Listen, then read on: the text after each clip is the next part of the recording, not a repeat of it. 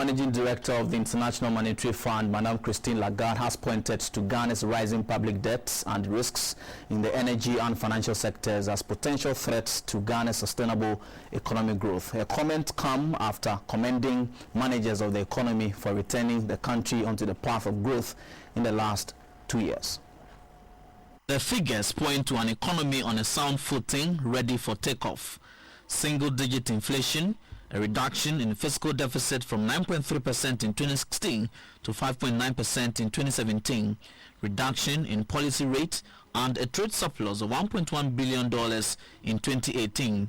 Despite the improvement, the managing director of the IMF, Madame Christine Lagarde, believes that the country's debt position is a risk to be dealt with.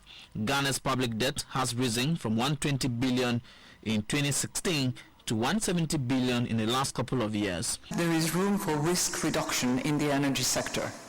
The goal is to further strengthen the finances of public energy companies through improved oversight and management and by reforming utility tariffs. Third, there is scope to increase the resilience of the financial system, where we have recently seen the closure of 7 banks in 12 months. These were courageous steps to bolster financial stability and pave the way for greater financial inclusion. The IMF chief is confident that the country has what it takes to stay away from another IMF deal. Dr. Lord Mensah, an economist at the University of Ghana Business School, cautions government against another IMF program, saying that the conditions may be tough. You know, that image that calls for IMF shows up here. It tells you that a blueprint will be left, behind, in the heads of or in the minds of our policy makers.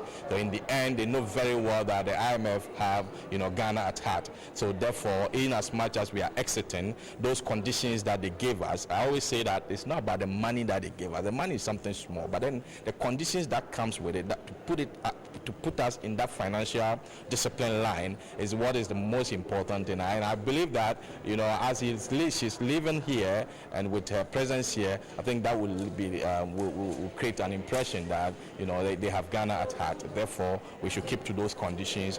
After 3 years of an IMF extended credit facility of $980 million, Ghana will exit the program after a final review in April 2019.